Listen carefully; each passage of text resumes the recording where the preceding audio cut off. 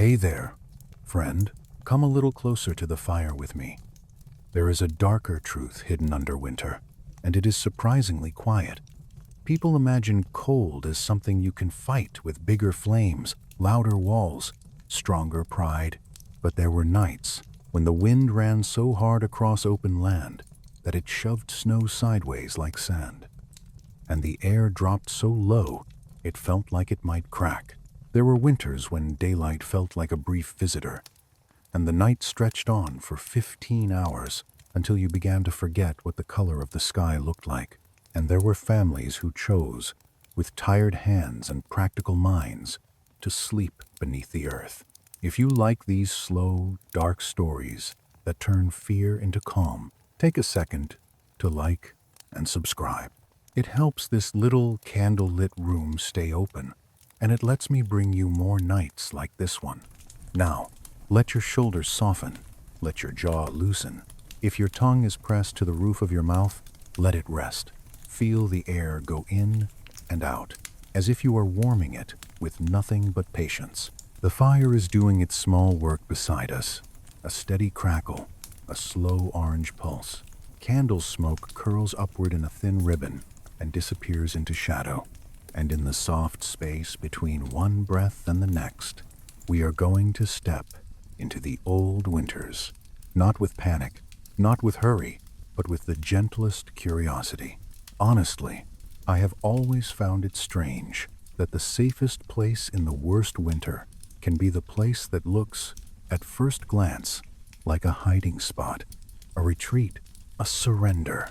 You know that feeling when you walk from a loud street into a quiet building, and the noise drops away so suddenly you can hear your own footsteps? That is what the earth can do. It can take the world shouting and fold it into silence. It can hold warmth the way a thick blanket holds a sleepy body. And for centuries, across medieval Europe and across the open American plains, ordinary people learned to trust the ground beneath their feet more than the air above their heads. A few feet down, the soil holds a temperature close to the average of the whole year. Not the sudden cruelty of a midnight gust, not the brief mercy of a noon sun, but something steadier, something patient. In many places it sits around 50 degrees Fahrenheit, give or take, and it stays there while the surface world shivers or sweats. This is not magic. It is the quiet physics of mass, what modern voices call thermal mass, as if naming it could make it less mysterious. So imagine a winter night on the Great Plains, the kind of night where the horizon is nothing but dark and distance, and the wind has no forest to slow it, no hill to break it, no wall it cannot worry like a dog at a bone. The wind moves for hundreds of miles without resting, and when it meets a small wooden house, it finds every seam. It forces cold fingers through each crack.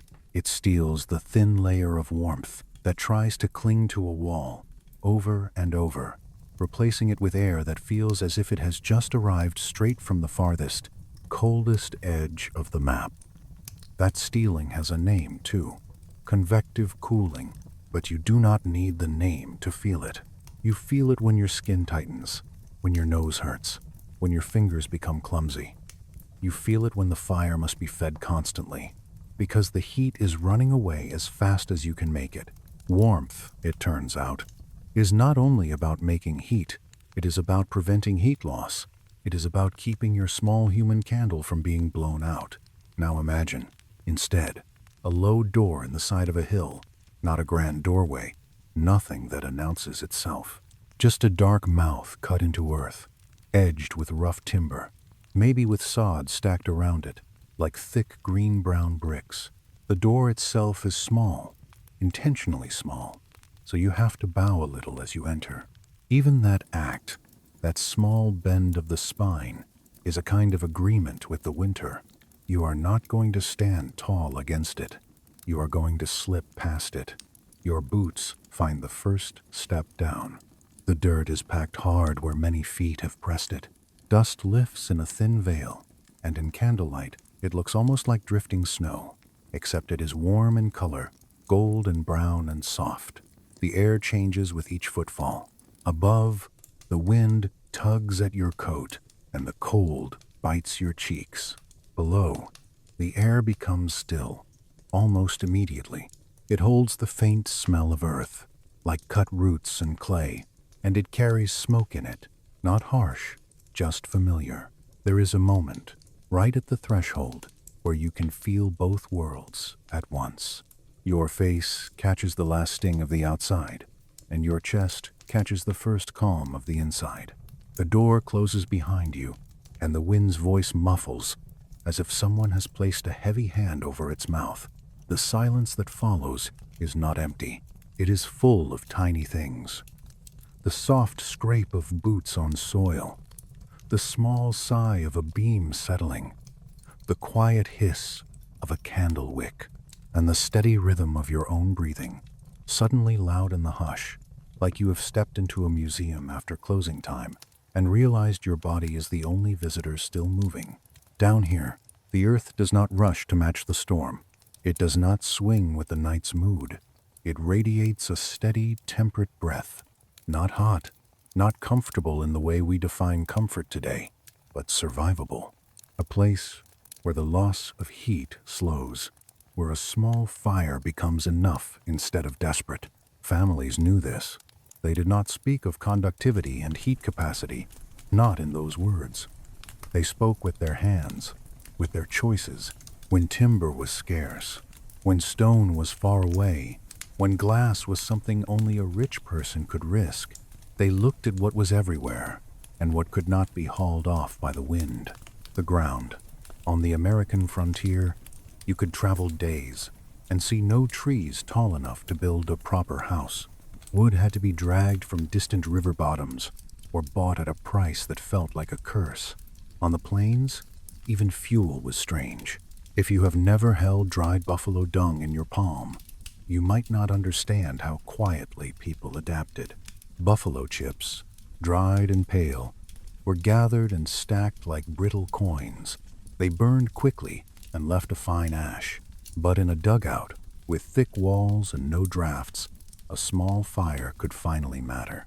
In medieval northern Europe, the cold was a different kind of weight. Frost sank into the land for months. Rivers turned into roads of ice. Daylight shrank until it felt like the sun was hiding. Villages lived with the slow certainty that winter was coming and staying. And still, in different centuries and different languages, the same idea appeared: when the air becomes unlivable. The scent. It is eerie, in a gentle way, to realize how often human survival depends on stepping down instead of building up. Some of these places were dugouts cut into hillsides and creek banks. Some were sod houses built above ground, with walls thick as a person's outstretched arms, their roofs made of living prairie. Some were the sunken featured buildings, archaeologists later called Grubenhäuser, pits with posts and thatched roofs, low and dark, built in the early medieval centuries across England, Germany, Scandinavia, and beyond. Their shapes varied, but the principle stayed the same. Thick earth and still air could make an ordinary room into a refuge. Tonight, we will move slowly through that work. We will follow the careful decisions that came first, long before a shovel struck ground. We will stand, quietly, on a south-facing slope, and feel how a little sunlight can mean dryness, and dryness can mean safety. We will touch loam and clay and sand and understand, with fingertips and breath, why some soil holds its shape and some wants to fall back into itself like tired shoulders. We will watch people dig, and we will not rush them, because digging is never quick when you are carving out a room for your whole life. And we will step inside again, deeper, to the place where the day shrinks to a circle of firelight, where the corners stay shadowed even at noon, where the ceiling hangs low above your thoughts. We will listen to the wind outside, become a rumor. We will hear the drip of meltwater into a bucket in spring. We will notice how bodies are arranged at night, the smallest in the center, the larger around them, a human knot of warmth. We will admit softly the risks, the roof that can grow heavy with rain, the darkness that can press on memory, the drip of thawing water that can test patience. But, for now, stay here with me, beside this fire. Let the story be a slow stairway down. Picture the first night the family chooses the earth. Maybe they have tried the surface already. Maybe they have lain awake, listening to boards creak and wind whistle through seams, feeling the cold crawl over their blankets as if it has a mind. Maybe a child has cried from the sting in their fingers, and the parent has held them close, ashamed of how little the thin walls can do. Or maybe the family is new to the land, new to this kind of winter, and the first storm has arrived like a door kicked open.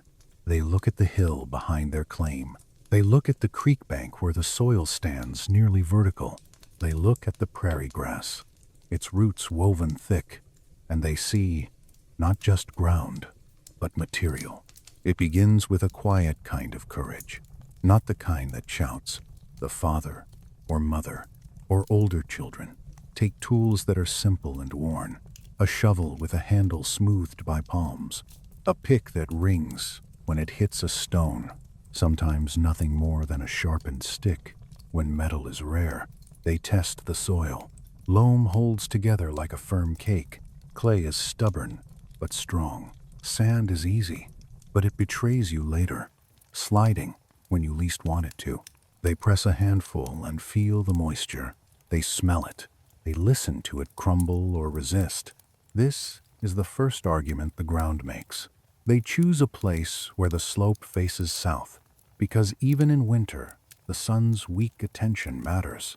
They choose a spot where water will not pool, because water is the slow enemy, the kind that does not roar but returns again and again until something gives.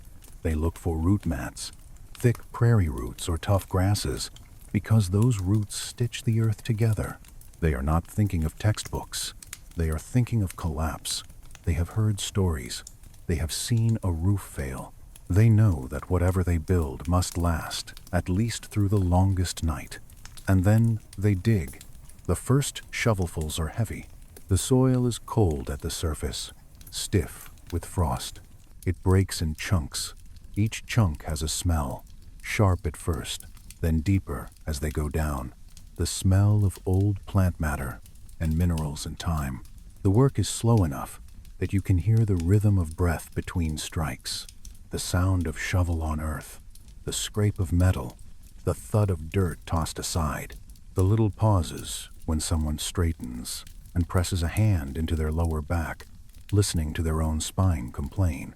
As the hole deepens, the wind's bite seems farther away. The air inside the cut is calmer. The walls of soil stand there, raw and close, showing layers like pages, darker bands where old roots once lived, lighter bands of sandy loam. Occasionally a small stone that has been waiting for centuries to be uncovered, smooth as if the earth has been polishing it in secret. Dust clings to sleeves. It finds the edges of eyelashes. It settles on hair, turning people into quiet, moving statues of clay. Hours pass like this. The sky changes. The light fades early. They stop and look at the cavity, a dark rectangle in the hill. And it is not much yet, but it is the beginning of a shelter, and beginnings matter. A family is not built only from love. It is built from repeated acts of making tomorrow possible. Before they build a roof, they sit for a moment at the edge of the cut and simply listen. The wind above is loud, but it cannot quite reach down into the hollow.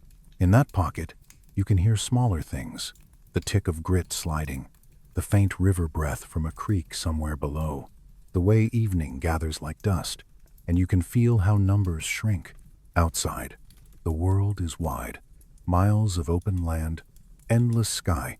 Inside the pit, the world becomes measured in arm lengths, in the circle a lantern throws, in the careful count of blankets, sticks, and minutes of warmth. When they step inside for the first time, even before a roof is finished, they feel the difference. The air does not move. Their words do not fly away. Their breath does not vanish into wind. It lingers. It warms. It is the first hint of what will keep them alive. And as the candle beside us leans, As the fire sighs and settles, we can follow them, a little deeper, a little slower, into the way the earth became a home. The second day of digging begins before the sun has really decided to show itself. If you were there, you would feel it in the way the air outside stings the inside of your nostrils, the way your breath comes out in a pale cloud and drifts off like a ghost that does not want to be seen. You would hear the wind first, even before you open your eyes, because wind has a way of finding the smallest gaps and turning them into music. And you would feel, right away, the problem that shaped these lives. The body makes heat, but it also leaks heat, always the way a candle leaks light. In freezing air, that leak becomes faster than the body can replace. It is simple, and it is terrifying, and the terror is quiet because it shows itself in small things. Fingers that will not tie a knot, lips that crack, a child that becomes strangely still, a person that begins to think, just for a moment, that lying down in snow would feel pleasant. People learned to fear those small signs. They learned to respond long before the danger looked dramatic. This is why the earth mattered so much. Soil has a high heat capacity. It takes time to change its temperature. It absorbs warmth slowly and gives it back slowly. It also moves heat through itself slowly. Even if the air above drops suddenly, the cold does not plunge down at the same speed. There is a lag, a delay, as if the earth is always living slightly behind the present moment. Someone in a dugout lives in a kind of delayed climate, insulated from the sharp edges of what is happening right now. I find that almost comforting. It is like being held in the palm of something old and steady. And once you understand that, you can understand why people in different centuries, separated by oceans and languages, arrived at the same conclusion. When the air becomes hostile, descend. Let the ground do what it already knows how to do. Of course, the earth is not generous without being asked carefully. A family did not simply pick a random place and start carving. They read the landscape the way you might read someone's face. They watched where snow drifted. They watched where meltwater ran. They noticed which slopes dried first, after rain. South-facing hillsides mattered, not because they made winter warm, but because they offered a little more light, a little more dryness, a little less rot. Creek banks mattered because they gave a natural vertical wall, which meant less digging, which meant less time exposed to wind. Then came the question of soil itself. Loam, if you can find it, is a gift. It holds its shape. It cuts cleanly. It is firm enough to stand, but not so stubborn that each shovel strike becomes a battle. Clay is strong, but heavy and difficult, and when it is wet, it becomes slick, a slow, sliding threat. Sand is easy to carve, but it does not like being a wall. It wants to fall back into itself. People learn these truths by touch, by watching small collapses happen in the corners of a pit, by hearing the soft whisper of grains slipping down, by brushing dust away and trying again. On the open prairie, there was another layer. The root mat, prairie sod, was not ordinary dirt. It was a woven fabric of roots, grass, soil, and time. Tough plants held the surface together with fibers that ran deep. When you cut a strip of that sod, it did not crumble the way loose soil does. It held. You could lift it like a heavy rug. That root mat was strength, and it was also insulation, and it was material for walls and roofs. So the work of building underground was not only digging, it was learning what the land could hold and what it could not. Picture the excavation taking shape, slow and deliberate. They often began at the base of the slope, where the first cut could be made into the hill. The shovel bites in, and each bite is a small decision. You remove too much at once, and the wall slumps. You remove too little, and you waste time. The pit grows backward into the hillside, a rectangle slowly hollowed out. A typical space might end up about 12 feet wide, 16 feet deep, 7 feet high at the center. Though no one measured with tape the way we do now. They measured with steps, with arms, with the reach of a broom. with how many bodies needed to lie down without touching the coldest corners. The floor is left as earth, packed down by traffic until it becomes hard as a road. In some places, if stone is available, a few flat rocks might be laid, where water tends to gather, not for comfort, but for dryness. Dryness is warmth. Wetness steals heat. The ceiling, for the back part of a hillside dugout, is simply the underside of the hill.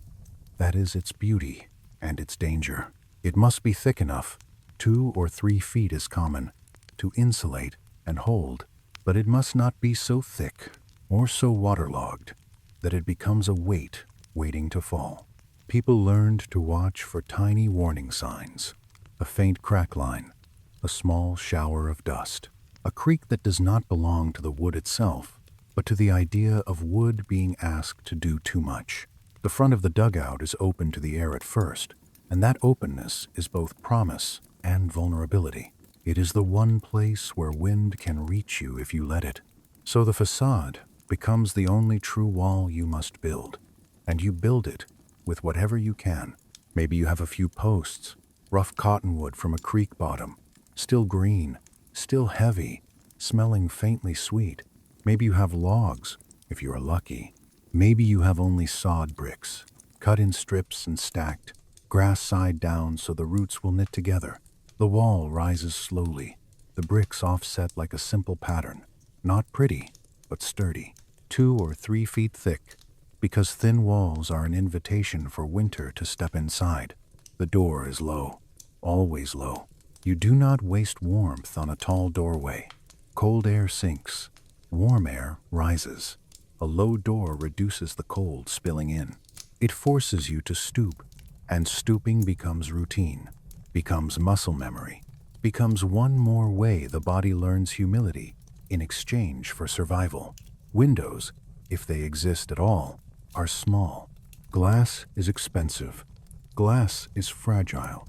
Glass is a weak place where cold can radiate into the room. So if a window is included, it might be a single pane, perhaps 12 inches square, set high in the facade wall like a distant eye. Light enters, but it does not travel far.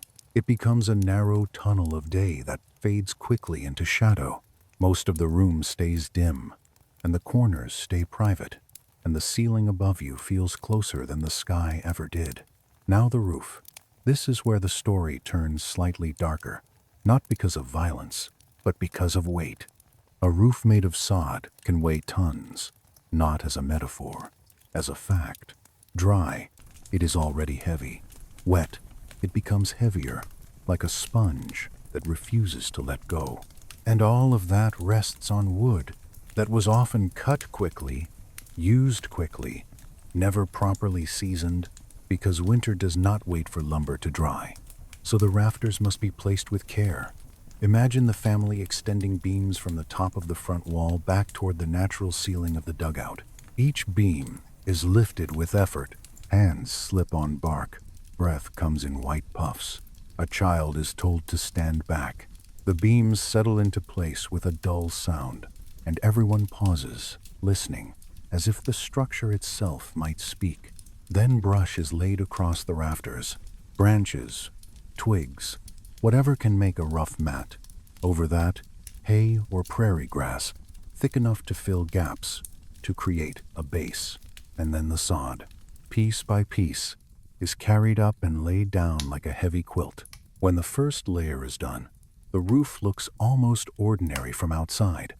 A low rise of earth, green in summer, brown in winter, blending into the hill as if the house is trying to be forgotten. That invisibility is part of its strength. A dugout does not stand proud against the wind. It hides, and in hiding it survives. But invisibility does not remove fear. The knowledge that tons of earth hang above you while you sleep can press on the mind the way darkness presses on the eyes. Some people could not relax in it. They felt trapped, buried alive, even when the room was warm. Others, and I think I might have been one of them, would find the weight reassuring. Mass between you and the storm, mass between your small breaths and the indifferent sky. After the building is finished, there is a strange waiting period. The sod settles, the walls dry and harden, the roof compresses under its own weight. The smell inside becomes a steady blend.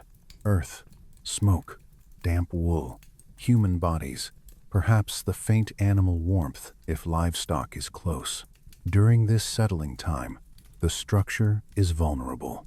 Heavy rain can erode fresh cuts. Frost can crack soft walls. Animals might burrow into loose soil, testing the edges with their small, persistent claws. The family listens for these threats the way you listen for a change in someone's breathing in the dark. If the dugout survives this first season, it becomes remarkably stable. Grass grows on the roof, binding it. The walls harden into something almost like stone, not truly stone, but firm and loyal. From a distance it is barely visible, a subtle indentation in a hillside, a quiet refusal to be swept away. And in that quiet, life begins to organize itself. Warmth is not spread evenly in a place like this. It gathers in layers. The air near the ceiling is warmer. The floor is colder. People learn to move low. They learn where to sit, where to store food, where to lay bedding. The room becomes a map, memorized by touch and repetition. Because darkness is the normal state here, especially in winter. You can almost see them now, in the soft flicker of firelight, doing ordinary things slowly because there is no other way. A hand reaching for a pot, a shawl drawn tighter, a bucket set under a drip that has started somewhere above. The rhythm of preparation as night falls early, again and again. There is another kind of earth home too, and it often appears when the land is flat and the hill you want does not exist. A sod house, cutting sod, is slow work. A sharp spade bites into the root mat and slices long strips, and the sound is dull, not like wood, more like tearing heavy cloth. The strip is lifted, then cut again and again into bricks.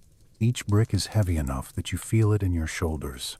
Each brick carries living roots that still want to grow, and in spring, those roots can knit the wall tighter, as if the house is trying to heal itself. They stack the bricks thick, sometimes 2 feet or more, so the wind cannot whistle through. Storms can hammer the outside, and inside you hear only a softened pressure, like the sea heard through a shell. Candles lean, but they do not dance wildly. The air stays still. Stillness has its shadow, though.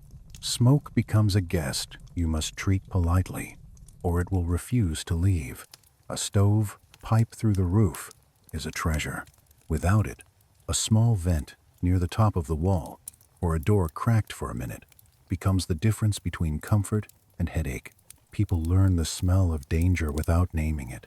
They learn to keep children lower when smoke rises, because smoke rises and the lower air is clearer. Then comes moisture. Earth walls breathe. After a thaw, the scent inside changes, richer and heavier, and a drip may begin somewhere above. A bucket is placed under it. Plink, pause, plink. In a room this quiet, that drip feels like a clock counting the night. And yes, sometimes the ground sends small visitors, a mouse in the wall, a beetle searching for warmth. The line between home and earth is thin here. Traps are set. Grain is stored as tightly as possible.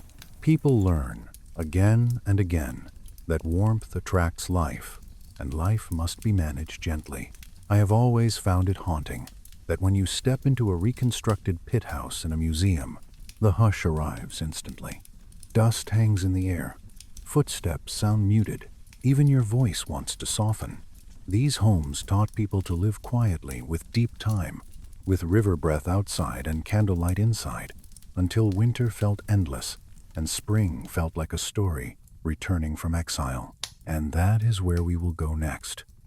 Into the long nights themselves, into the routines, the small superstitions, the way the roof's weight became part of dreaming, and how an underground room could make the whole world above feel very far away. Night comes early in places like this, not as a poetic idea, but as a practical clock that closes the door on whatever you meant to finish. In winter on the plains, the sun can slip away before 5, and in the north of medieval Europe, it can feel as if daylight is rationed, handed out in small, careful portions. In a house with thick earth walls, that early darkness is even deeper because there are so few ways for light to sneak in. No thin boards with cracks, no loose shutters, just soil, dense and patient, doing what it does best, blocking. If you were standing here with me, just inside the doorway, you would notice how quickly your eyes start to adjust. At first, everything is a smudge of shadow. Then the fire gives the room a slow heartbeat, and the shapes sharpen.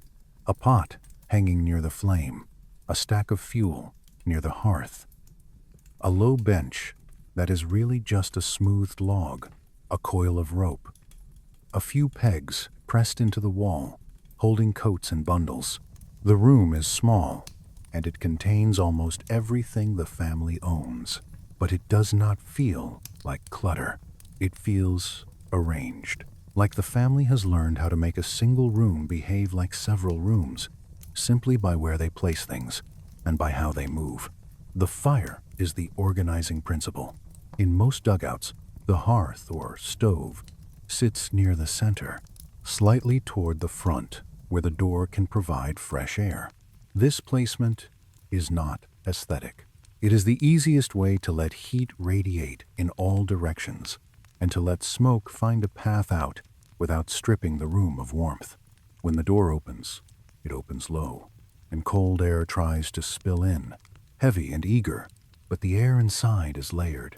Warmth rises, cold sinks. People know this the way you know the weight of a blanket. They keep their lives in the middle layer, where breath feels easier and fingers keep their feeling. The floor is earth. In a dry spell, it is hard and smooth, packed by countless steps. In wet seasons, it can soften, and that softening changes everything. A chair leg sinks, a bucket tips, mud clings to boots and is carried everywhere, even into bedding. So families do what they can. If there are stones, they lay a few in the most traveled path. If there are boards, they create a small platform. If there is only straw, then straw becomes the answer. Thick layers that trap air and keep feet from touching cold ground directly. And straw, once it enters a dugout, seems to multiply. It is brought in for animals, for bedding, for insulation, for stuffing gaps around the door. It falls and is not easily swept away. It gathers dust, and the dust becomes part of the room, a fine, settled film on everything that does not move. I always imagine the dust as a quiet witness, falling slowly from the ceiling when the house settles, then lying still on a pot rim, on a child's hair, on the edge of a blanket, until a hand brushes it away, and the air briefly fills with a soft brown shimmer. By afternoon, preparation begins, because preparation is how winter is survived. Fuel is gathered and brought close. On the plains, that might mean buffalo chips, dried and stacked, or twists of hay, or whatever burnable thing can be found. In medieval villages, it might be wood, but wood is never infinite. Even when trees are nearby, the act of cutting and hauling is hard, and every log you bring inside is a promise you cannot break. When you run out, the night becomes longer, so fuel is counted with the mind and with the body. A pile that looks small can still feel heavy in your arms, and the weight of it is reassuring, like you are carrying tomorrow's warmth. Water is brought in too. It is strange how something as simple as water can become a nightly fear. A bucket left outside can freeze solid. A path to a well can vanish under drifts. So water is hauled while light remains, sloshing gently, the surface catching the last gray light of day. The bucket is set near the fire, close enough that it will not become ice, far enough that it will not tip into the flame. Everything is placed with thought, because in a room like this, thought is a form of safety. Food is prepared while there is still enough light to see fingers clearly. Vegetables are cut, bread is sliced, meat is portioned. In the dim, every knife feels sharper, every mistake more costly. Then, when darkness fully settles, cooking can be done by firelight, and the family's world shrinks to the circle of warm glow. Conversation rises as motion slows. Hands that were busy in daylight become slower hands. Hands that mend, hands that twist fibers, hands that carve small repairs to tools. A child might trace patterns in dust near the hearth, watching how the fire turns it into tiny sparks of color that vanish as soon as they appear. And then, quietly, comes the work of sealing the room. The door is tested. Gaps are stuffed with rags or straw.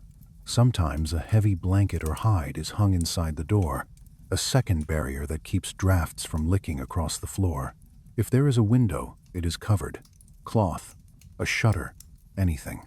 Glass, if they have it, is protected as if it were a living thing. Even the simplest dugout has weak points. The earth walls are solid, but the places where earth meets wood are where wind tries to negotiate entry. Once the room is sealed, the air changes.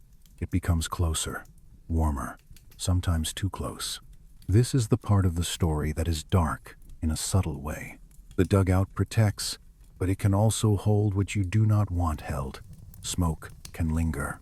If the fire burns wrong, if fuel is damp, if the chimney is poor, or the vent is blocked by snow, the air can become heavy.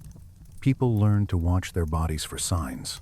A headache, dizziness, a strange nausea. In a world without instruments, the body is the warning bell. So a door is cracked for a moment, even in cold, even in fear, just long enough for the room to breathe. This balance becomes routine, and routine becomes the thing that lets fear dissolve into habit. When the evening meal is finished, the fire is banked. Ash is pulled over coals to slow their hunger. This allows heat to last without consuming all the fuel. The glow becomes softer, more secret. The room darkens.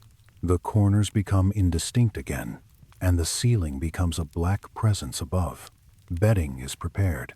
If there is a raised platform, it is only a little above the ground, 6 inches, a foot. But that small rise matters, because cold settles low. If there is no platform, the bedding is built directly on earth.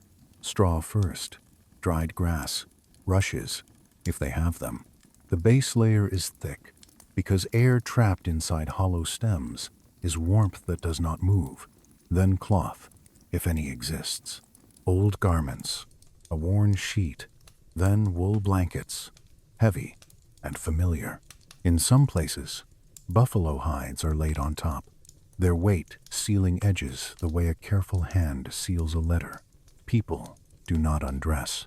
They sleep in their clothing, because removing layers means losing heat, and losing heat is not a small thing. Hats are pulled low, scarves are wrapped. A coat might be laid over the top as one more layer. Everything that can trap air becomes part of the bed. Then comes the arrangement of bodies. It is practical and intimate, not romantic. The smallest children are placed in the middle. Their bodies lose heat quickly. They are surrounded by larger bodies, like stones around a small flame, and the warmth that adults generate becomes the child's protection. Parents and older children take the edges. This is not discussed. It is simply how it is done. The family becoming a single thermal unit. I sometimes think of it as a quiet technology. No one calculates it, but the effect is real. A resting human body gives off heat constantly, and in a small, insulated space, that heat accumulates. Under wool and hide, the air grows warmer, stiller. At first, the blankets feel cold, and there is that awkward half hour when everyone is shifting, pulling knees in, trying to get comfortable. Then the warmth builds. The bedding begins to give heat back. The space beneath becomes its own climate, a refuge within a refuge. There are trade-offs, and they are the kind people rarely wrote down because complaining did not change them. The air under blankets becomes stale. Breath humidifies it. Wool helps, drawing moisture away, but nothing makes the smell vanish. Unwashed bodies, smoke in hair, dampness in cloth. Fleas and lice find these conditions perfect. Bedbugs hide in crevices. They bite at night and leave small welts that itch. And scratching becomes a quiet sound in the darkness. Families endure. They cannot wash everything. They cannot air bedding in a blizzard. They wait for spring, when blankets can be beaten outside, when sunlight can do what hands cannot. Illness spreads easily too. A cough in the bed becomes everyone's cough. A fever moves from one body to the next the way warmth moves. People understood the pattern, even if they did not understand germs. But isolating someone would mean depriving them of shared heat.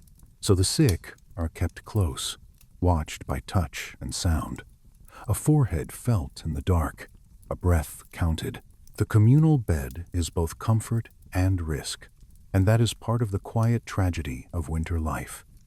You cannot separate safety from vulnerability. They are layered together like straw and wool and hide. Above, the roof holds. Sometimes rain has soaked it earlier in the week, and the roof is heavier than it should be. Sometimes snow is piling on top, adding weight in silence. Inside, someone listens for creaks, a settling noise, a soft fall of dirt. Not every sound is danger, but in a dugout, you learn to hear the difference between ordinary life and a warning. Some families place a support post in the center of the room, a single upright timber that feels like a spine, taking some of the burden. The post becomes a familiar presence, something you brush with your shoulder in the dark, something you rest a hand on briefly as you pass. What matters is that the room stays warmer than the air outside, that the wind cannot reach, that the night can be passed. And as the fire's glow thins and the household settles, you can feel how time changes down here. Hours blur. Without the sun, the body listens to other cues. Hunger, temperature, the sound of animals shifting, if livestock is near. The drip of water into a bucket, if the roof has begun to thaw. People wake in the night, not always fully, sometimes only to add a small piece of fuel, sometimes only to shift a child closer, sometimes only to confirm by the sound of breathing that everyone is still there. In the deepest part of winter, the darkness can feel absolute. If the door stays shut and the fire goes out completely, the room becomes a space of pure black, the kind of black that makes you doubt your own hands exist. In that black, memory becomes the map. You know where the bucket is. You know where the pot sits. You know where the doorway is, even though you cannot see it, because you have walked this small geography 1,000 times, and still, the earth holds you. It holds the constant temperature a few feet down, steady as a slow heartbeat. It offers the still air that lets your body keep a warm layer near the skin. It absorbs sound, turning the storm into a distant idea. The dugout is not a fortress. It does not conquer winter. It simply steps away from winter's sharpest teeth. If you listen closely, you can almost hear the outside world fade. Sometimes the night has a second center, not the fire, not the bed, but the brief moment when someone rises. You can picture it slowly, a body loosening from the warmth under wool, a hand searching for boots, not by sight, but by memory, the soft scrape of leather against packed earth, a careful foot placed down, testing the floor for cold, for damp, for a stray tool. Footsteps in a dugout are never loud. They are more like a whispering shuffle, straw compressing, clay dust sighing up in tiny puffs. The person moves toward the hearth, and the air feels different there, warmer, scented with old smoke and the faint sweetness of grass fuel. They kneel close to the coals, close enough to feel that faint radiance on the skin. A finger nudges ash aside. A small glow answers. The fire is still alive, just hidden, like a thought you have to coax back. A twist of hay, a chip of dried fuel, placed gently. A breath, slow and controlled, because you do not want a sudden flare that eats your reserves too quickly. You can almost smell it, that mix of warm soot and damp earth. Candle smoke, if a small taper is lit for a moment. then blown out again to save what little wax remains. Fuel is a kind of shrinking number in winter. Each piece added is one less piece for later. People do not speak of it as mathematics, but you can feel the arithmetic in the way they hesitate, in the way they listen to the fire before deciding to feed it. The smallest adjustment can change the night. Too much, and the pile dwindles before dawn. Too little, and the bed never quite warms, and the mind stays awake counting discomforts. So the person returns to the bedding with the same careful steps, and the family closes around them again. A quiet circle, a small warm island, surrounded by earth and deep time. Outside, the storm may be measuring the land in miles. Inside, the household measures the night in breaths. And in that fading, sleep comes, long and heavy, like snow settling on a roof, preparing us for the next thing that arrives with winter, the blizzard, and the strange calm it creates underground. There is a particular kind of silence that only makes sense when you know what is happening outside. It is not the silence of peace. It is the silence of insulation. Sound behaves differently when you live wrapped in earth. Thick soil absorbs vibrations. It turns the world's noise into a faint pressure you feel more than hear. So in a dugout, there are nights when the wind is screaming across the surface, bending grass, lifting snow, scraping the land with ice, and inside you can hear almost nothing of it, just breathing. A small crackle from coals, the soft rustle of straw as someone shifts their weight. It is eerie, yes, but it is also a kind of mercy. On the plains, wind is not merely weather. It is a force that tests every seam. It moves without obstruction. During a blizzard, it can hit 60 miles an hour, sometimes more, and it does not stop just because humans want sleep. It strips heat away through moving air, over and over, replacing whatever warmth clings to skin or wood with cold that feels sharp and new. In a wooden house, that wind becomes an intruder. It finds gaps, it whistles, it pushes snow inside. Fires struggle. Smoke can be driven back down a chimney. People learn quickly that warmth is not about making air hot. It is about preventing warmth from being stolen. Down here, the wind cannot reach. The door might rattle. That is often the only sound of the storm. A dull knocking, like a cautious visitor. Someone listens. Someone tests the blanket hung over the door. Someone presses a palm to the seam and feels the cold, trying to negotiate. Then the room settles again. The storm remains outside, and the interior stays still. This contrast can feel unreal. Some families, especially those not born into this life, crack the door just to confirm the storm is real. The moment the latch lifts, the world attacks. Cold air rushes in. Snow blows sideways into the doorway. Noise pours in like water. The wind tries to shove the door wider. A face is stung raw in seconds, and then the door is slammed shut, and suddenly there is calm again, as if the storm has been erased. That is the strangest part. The knowledge that danger is inches away, and yet you sit in near quiet. Children learn this early. They grow up understanding that shelter is not just walls. It is mass. It is still air. It is thickness. They learn that the earth can do work for you if you let it. And they also learn that the earth has its own moods, not dramatic, but persistent. Because storms do not only bring wind, they bring time. A blizzard can last hours, some last days. There was one famous storm in the 19th century that went on for more than 80 hours. And even if the number shifts depending on who tells the story, the feeling remains. The storm is long enough to dissolve your sense of schedule. When the world outside is white, when no light penetrates even at noon, the interior of the dugout becomes its own small universe. The family lives by firelight for the duration. They eat when hungry. They sleep when tired. They wake and doze, and wake again. It is like being at the bottom of a deep river, listening to the current rage above while you sit in a pocket of slow water. You can hear that softness in the soundscape, In a dugout, the loudest sound might be the drip of water. If the roof has warmed just enough for snow above to begin melting, plink, pause, plink. Each drop hits a tin cup or a wooden bucket, a tiny percussion that seems much louder because everything else is hushed.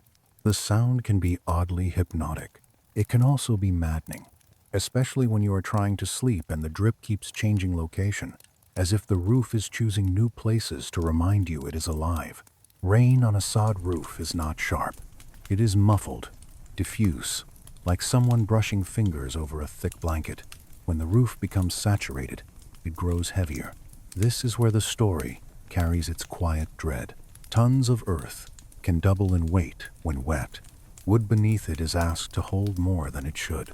If supports have begun to rot, if the ridgepole has weakened, the roof can fail. Families watch for signs. A new creak that repeats, fine dirt falling from the ceiling, hairline cracks in the sod overhead, a sag that was not there yesterday. When they see these signs, the household changes its behavior. Footsteps become softer. Children are told, gently but firmly, to stop running. Loud noises are avoided. People move as if the room is listening. Sometimes, warning is enough. The family evacuates, taking what matters most, leaving the rest to fate and gravity. They might spend the night with neighbors, or in a barn, or in the open, if they must, waiting for daylight and calmer weather to rebuild. Sometimes collapse comes without warning. A roof can give way suddenly, and the sound is not like a gunshot, not like a scream. It is a deep, heavy surrender, dirt and sod falling, a rush of cold air, darkness, becoming, motion. If people are inside, the consequences can be severe, and even when we speak softly about it, you can feel the weight of that possibility in the way families glance upward without realizing they are doing it. That is the tragedy that sits quietly above these winters. The shelter that saves you is made of materials that decay. It requires maintenance the way a body requires breath. So people learn maintenance as part of living. After rains, someone climbs onto the roof and inspects it. Low spots where water pools are filled with fresh sod. Cracks are packed. If the pitch is too shallow, water lingers and weight increases. A steeper roof sheds water better, but a steeper roof requires more skill, more wood, more time. Many settlers do what they can and accept what they cannot. Some add an internal support post. Some replace a ridgepole before it fails. Neighbors help, because neighbors understand that next time it might be their own roof making that slow, ominous complaint. And while the storm rages, there is another fear that does not come from above. Snow drifts. A dugout door sits low to the ground. Wind-driven snow can pile against it until the door is buried. When the storm finally ends, and someone tries to open the door, it does not move. The outside world has become a wall. This can be frightening, especially if you picture it too vividly, but it is also strangely solvable. People dig from the inside. They push snow back through the doorway a handful at a time. It is slow work. It fills the room with cold air in small bursts. Someone's fingers go numb.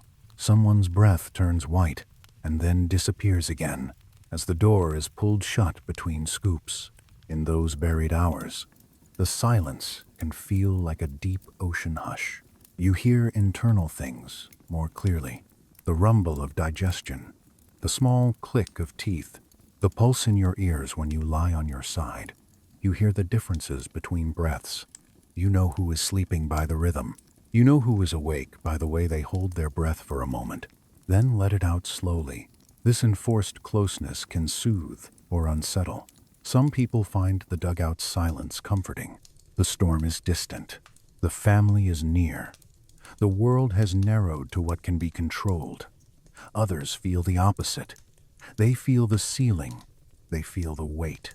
They feel cut off from the horizon, from the sky, from the idea of escape. They imagine the earth closing in. They imagine forgetting the way out. Even if they never say it aloud, The thought can move through them like cold.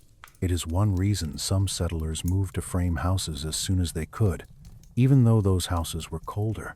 Light and height can feel like freedom. Warmth and hush can feel like confinement.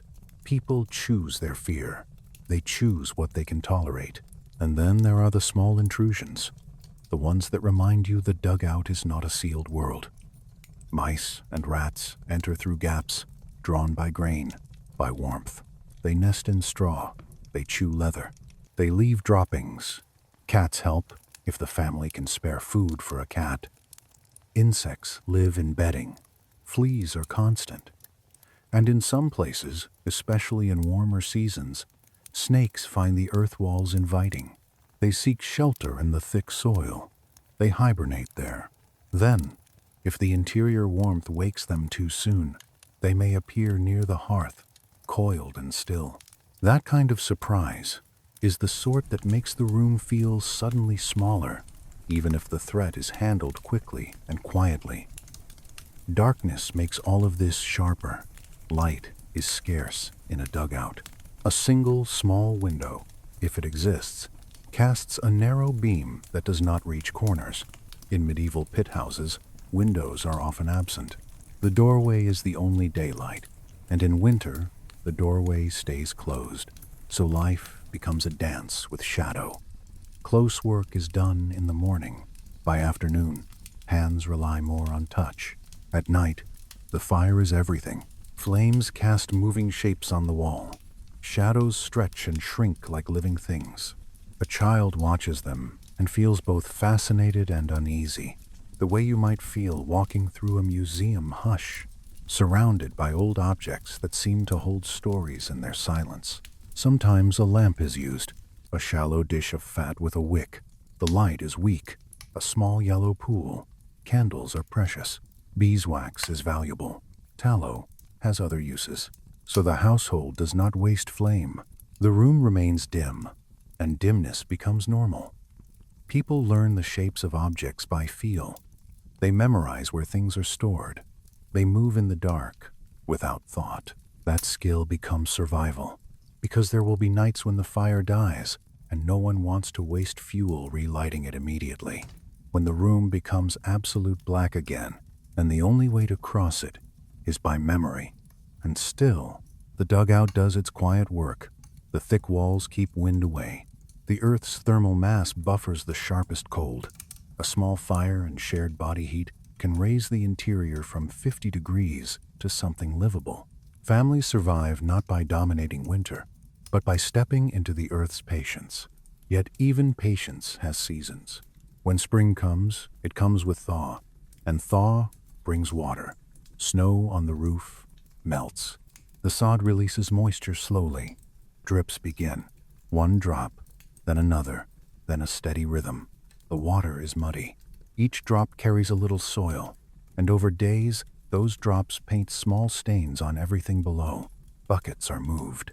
Bedding is protected as best as it can be. The floor becomes slick. Mold appears in corners. The smell changes to wet wool and damp earth. Spring, which should feel like relief, becomes its own trial. And if the house is buried, the act of leaving becomes an entire small ceremony. Someone finds the shovel by touch. The handle is smooth where hands have worried it for years. The blade is cold. The first scoop is awkward because you are digging upward into packed snow, and gravity is not helping you. You push snow back through the doorway, and it slides into the room in a soft collapse, a white intrusion that melts slowly into muddy edges. The air that comes with it is sharp and clean, almost like river breath in winter, that cold scent of water hiding under ice. You take it in, and it feels both painful and reassuring. Then you work in quiet turns. One person digs while another holds the blanket barrier, trying to keep the worst of the cold outside. Children watch, wide-eyed, from the warmest part of the bed, their world reduced to this small opening and the steady scrape of metal on snow. The pile inside grows. The space feels smaller. The ceiling feels lower. Yet the outside is still there, waiting, and the door is the only argument you have with it. When the opening finally widens, light arrives not as brightness, but as a pale certainty. It spills in and touches the dust on a pot rim, turns it into glitter for a moment. Then it fades again as the wind shifts. The household counts its supplies with a glance. A few chips of fuel left, a little water. Enough, maybe, until the storm's temper softens. Those small counts, those shrinking numbers, are what keep panic from taking root. And that is where we will go next, gently, without rushing, into the season of dripping and drying, into the maintenance that never ends, into the way these earth homes, so warm and protective in winter, slowly dissolve back into the land when people finally leave them behind, and how centuries later, archaeologists find only the shadows of posts, the dark stains of old hearths, and a quiet pit filled with soil and time. Spring does not arrive like a door opening. It arrives like moisture. It seeps in through places you cannot point to, because the whole roof is a sponge, and the whole ceiling is the underside of that sponge, and gravity is patient. At first, it is only a change in smell. The air in the dugout has carried the scent of smoke and dry earth for months. Now it carries something softer and heavier, a wet sweetness from grass waking up above, mixed with the faint sour note of wool that cannot quite dry. If you were with me by the fire, you would notice it before anyone speaks of it. A drop will land somewhere you did not expect, on the rim of a pot, on the handle of a tool, on the packed clay near your boot. It makes a sound so small that in an ordinary house you might never hear it, but underground, where silence has been cultivated by mass and thickness, the drop announces itself like a tiny bell. Plink, then nothing, then another. Plink. You wait, listening, because one drip is not yet a season. One drip could be leftover melt from a single warm hour. But then the drips continue, and you realize the roof is waking too. Snow that sat there like a second blanket all winter is turning into water. Rain is beginning again. The earth, which held warmth so faithfully, is also holding moisture now, and it releases what it holds at its own slow pace. The worst part is not that it drips. The worst part is that the drips migrate. One day the leak is near the door, and you place a bucket beneath it, and you feel clever, even proud, because you have solved a problem with a simple object and a calm hand. Then, the next day, the leak moves. Now it is above the sleeping area. Now it is above the flour sack. Now it is above the place where the child likes to sit and play with a scrap of twine. You move the bucket again. You move it, like you are trying to catch a thought that will not hold still. Each drop carries mud. Not much, a tiny grain, a fine smear, but repetition is powerful. After a week, you can see the stains on cloth. After 2 weeks, a shelf has a thin film. After a month, the interior looks as if someone has dusted everything with brown powder and then breathed gently over it. Food must be covered. A bowl left open becomes a bowl of grit. Bread feels different between your teeth. You chew slowly and pretend you do not notice, because noticing too much can make you angry, and anger does not help the roof. The floor changes first. All winter, the earth floor has been packed hard, pressed into firmness by the constant rubbing of boots and bare feet. Now it softens from below, because water falls and the soil drinks it, and then it cannot drink anymore, and mud appears as if it has always been there. At first it is only in one corner. Then it spreads along the path people walk to the door. A boot slips. A child stumbles. Someone steadies them with a hand on a wall, and their palm comes away damp, streaked with clay. Mud is not just discomfort. Mud is a slow theft. It steals cleanliness. It steals dry bedding. It steals time, because every movement becomes heavier. You lift a pot, and it is coated. You set it down, and it sinks slightly. A chair leg, if you have one, presses into the softened earth. The table tilts by a fraction, and that fraction becomes the way you eat for weeks. You wedge a stone under one leg.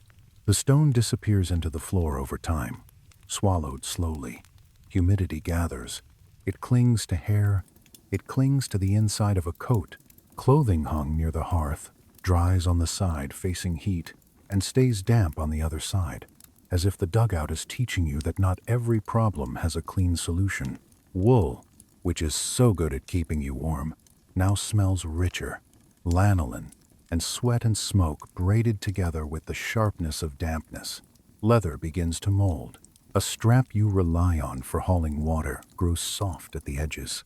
You rub it with fat, the way you have been taught. But the dugout becomes a place of constant small adjustments. A bucket moved, a blanket shifted, a board placed down, so you can step across a particularly soft patch. A pot lifted onto a higher shelf, so mud does not splash into it. These adjustments do not look heroic. They look like life. Honestly, I have always found it strange how much human endurance is made of tiny choices. Not the dramatic choice to stay or to leave, but the choice to wipe a shelf again. The choice to shake out straw. The choice to keep your voice gentle with a child when you are tired of the drip and the smell and the way everything feels slightly damp no matter what you do. And still, the dugout is doing its work. Outside, the wind can still be sharp. Spring does not mean kindness. It means change. It means thaw.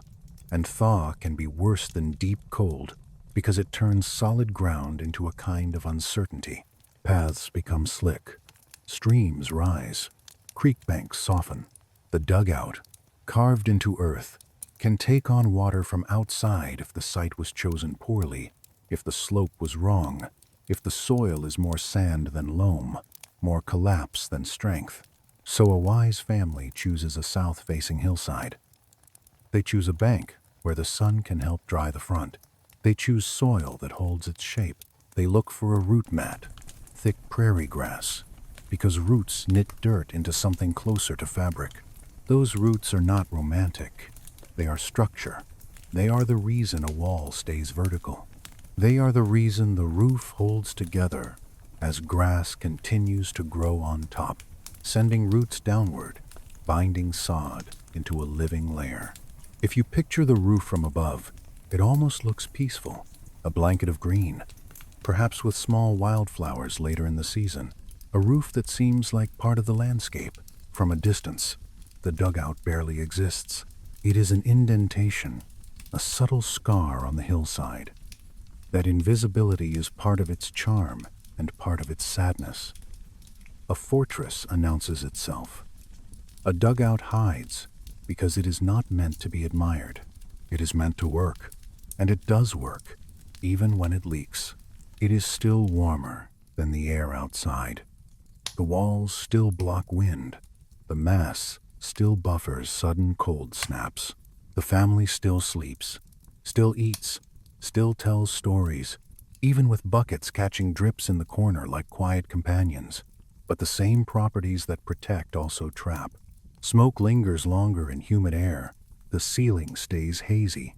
People learn to keep their faces low. They learn the height where the air is clearest. In a low-roofed Gruben house, in a medieval village, adults may spend much of their time crouched, moving like animals that have learned the shape of their shelter. A body adapts, knees strengthen, backs ache. Children, smaller, move more easily, and you can almost hear the soft thud of their feet on clay, the quiet laughter that turns to a cough when dust rises. Dust does not stop in spring.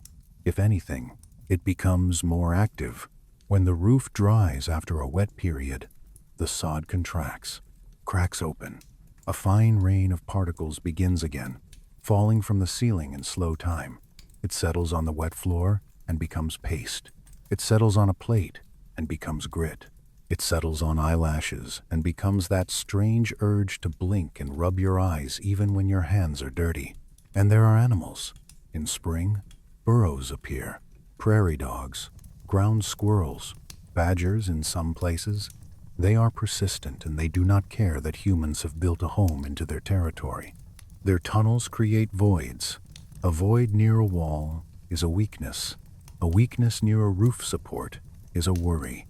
People reinforce what they can. They pack clay, they add sod, they set traps, they keep a cat, if they can afford it, and they learn the cat's soft movements in the dark, the way it hunts without sound, the way it becomes a small. The dugout is never fully private, not from family, not from animals, not from weather. Privacy, as we imagine it, does not really exist here. One room holds everything. Every conversation is shared. Every argument is public. Every cough is heard. Every breath becomes part of the soundscape. At night, the communal bed is both warmth and exposure. You know the smell of everyone. You know the rhythm of their sleep. You know when someone is awake because they hold their breath before shifting, as if trying not to disturb the fragile balance of heat under wool. It is a kind of enforced honesty, and sometimes that honesty is its own comfort. There are no secrets in the dark. There is only the family, pressed together, keeping one another alive. Yet there is always the thought of the roof. In wet spring, the roof is heavier. People listen for creaks. They look for new sagging. They keep a shovel reachable, not because they expect collapse, but because you cannot live under tons of sod without respecting the possibility. The shovel is not just a tool. It is reassurance. If something happens, you have something to hold, something to do. You know that feeling when you place your hand on a solid wall and it steadies you?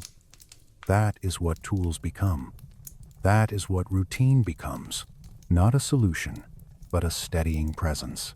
Eventually, the dripping slows, not because you have fixed it, but because weather shifts. Wind and sun dry the roof. The sod returns to its normal state. Still heavy, still alive, but no longer saturated. Buckets can be emptied and put away. The floor begins to harden again, though it will never be as clean as you wish. The smell eases. Clothes dry faster. The family feels a kind of relief that is not celebratory, just quieter breathing. And in that moment of easing, another thought arrives. This place is not meant to last forever. The dugout was built quickly because shelter was needed quickly. It is a calculated response to scarcity. No timber, no stone, no time to craft elegance. Earth is everywhere. Earth is free.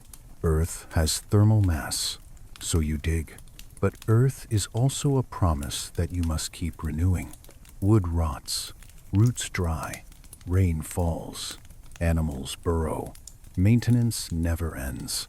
So as years pass and a family's circumstances change, as a wagon brings in lumber, as a neighbor offers help, as a community grows and a sawmill exists somewhere not impossibly far away, people begin to imagine a different kind of home. A frame house, a house with windows, a house with a floor that does not become mud, a house where you can stand upright without bending your neck, a house that feels like progress. And yet, those houses can be colder. Thin walls transmit cold quickly. Wind finds cracks. Heat escapes. A stove must burn constantly. Fuel disappears at an unsustainable rate. Some families move into their new wooden house and spend one winter in it, and then quietly return to the dugout when the worst weather comes, because comfort is not always what you think it is. So for a while, both exist. The dugout as refuge in extreme cold. The frame house as light and space when the weather is kind. The family moves between them like a person moving between moods. But eventually, most dugouts are left. Not dramatically abandoned in a single night, but gradually. A roof repaired one last time. A wall patched less carefully. Buckets left in place a little longer. Then, one spring, someone looks at the seep and the mud and decides that this year they will not fix it again. That decision is quiet. It is the kind of decision that happens with a long exhale. And when it happens, the dugout begins its slow return to the land.